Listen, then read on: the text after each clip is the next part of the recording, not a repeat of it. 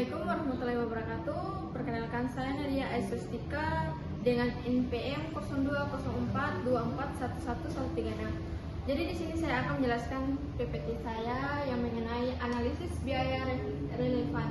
Untuk pengambilan keputusan, memahami biaya yang relevan, menghindari biaya yang menyesatkan, dan membuat keputusan yang tepat. Agenda pembelajaran. Yang pertama, konsep biaya relevan dan tidak relevan. Yang kedua, biaya masa depan vs biaya tenggelam sunk cost.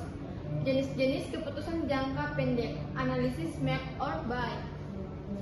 Keputusan menerima atau menolak pesanan khusus, keputusan menghentikan atau melanjutkan segmen, dan yang terakhir contoh kasus dan latihan.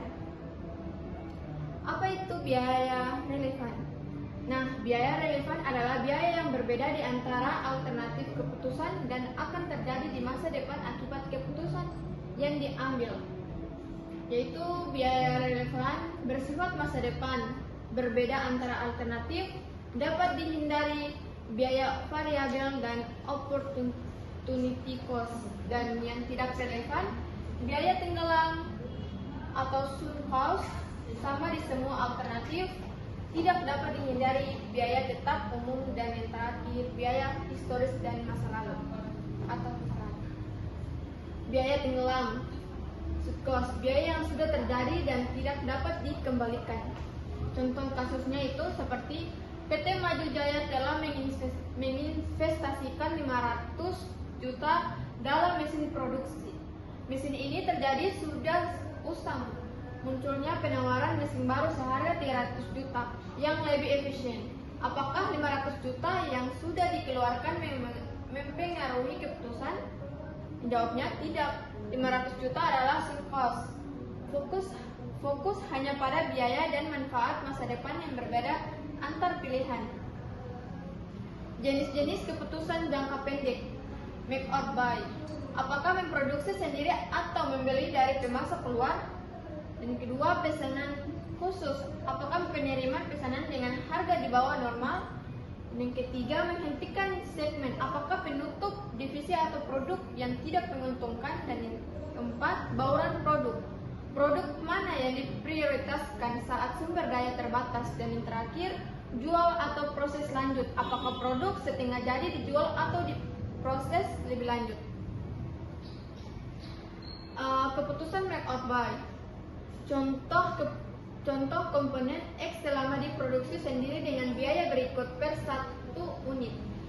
Bisa kita lihat di sini ada jenis biaya dari bahan baku langsung, tenaga kerja langsung, overhead variabel, overhead tetap umum, dan harga beli luar. Di sini make atau buat sendiri. Yang bahan baku langsung itu ada 80, tenaga kerja langsung 40, overhead variabel 20, dan overhead tetap 30, sedangkan harga beli luar tidak ada. Dan yang beli di luar, yang pertama tidak ada, kedua tidak ada, ketiga tidak ada, dan yang keempat ada 30, dan yang terakhir ada 150.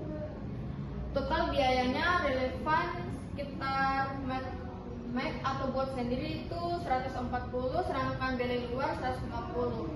Kesimpulannya, lebih hemat 10% dan per 1 unit jika diproduksi sendiri. Namun pertimbangkan juga kapasitas dan kualitas. Keputusan pesanan khusus. Kapan sih penerima pesanan dengan harga lebih rendah dari harga normal? Kapasitas produksi masih tersedia.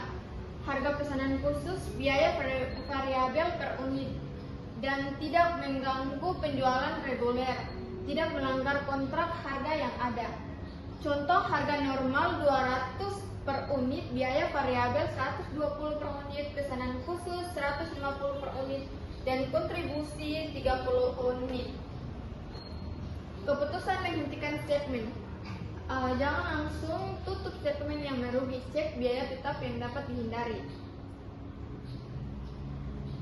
Keterangannya itu penjualan 100, yang lanjutnya itu 500 juta selisihnya 500, biaya variabel 300 juta, selisihnya 300, margin kontribusinya 200 juta, selisihnya 200, dan biaya tetap terhindarkan 150 juta, selisihnya 150. Biaya tetap umum 80 juta dan selisihnya tidak ada. Laba rugi 30, laba rugi selisihnya itu 50. Kalau rugi 30, menghentikan segmen justru lebih buruk, rugi 80%. Segmen ini masih menutup biaya tetap umum. Langkah-langkah analisis biaya relevan. Yang pertama, identifikasi masalah. Tentukan keputusan apa yang harus dibuat dan alternatif apa yang harus tersedia. Yang kedua, kumpulkan data biaya. Kumpulkan semua data biaya yang berkaitan dengan setiap alternatif. Yang ketiga, pisahkan biaya relevan. Pisahkan biaya yang berbeda antar alternatif dari biaya yang sama. Hitung perbedaan, hitung total biaya yang manfaat untuk setiap alternatif secara diferensial. Dan yang terakhir, ambil keputusan. Pilih alternatif yang memberikan hasil terbaik dengan mempertimbangkan faktor kualitas. Dan ini ada faktor kualitatif dalam pengambilan keputusan. Analisis biaya relevan harus dilengkapi dengan pertimbangan faktor dan kualitas. Kita bisa lihat sini dari karyawan, dampak terhadap moral, loyalitas, dan tenaga kerja perusahaan. Sedangkan kualitas, apakah keputusan mempertahankan standar kualitas produk, hubungan pelanggan, dan faktor terhadap kepercayaan dan loyalitas pelanggan jangka panjang. Dan yang terakhir, reputasi, citra perusahaan di mata publik, mitra, dan pemangku kepentingan. Ini kita bisa lihat sini ada kesimpulannya. Biaya relevan sama dengan masa depan, tambah berbeda antar alternatif. Yang kedua, sunk cost, selalu diabaikan dalam pengambilan keputusan. Yang ketiga, analisis diferensial, fokus pada perbedaan bukan total biaya. Dan yang keempat, pertimbangkan juga faktor kualitatif bukan hanya angka. Dan yang terakhir, kelima, tujuan akhir, keputusan yang optimal bagi perusahaan. Analisis biaya relevan manajemen. Sekian dari saya. Terima kasih. Wassalamualaikum warahmatullahi wabarakatuh.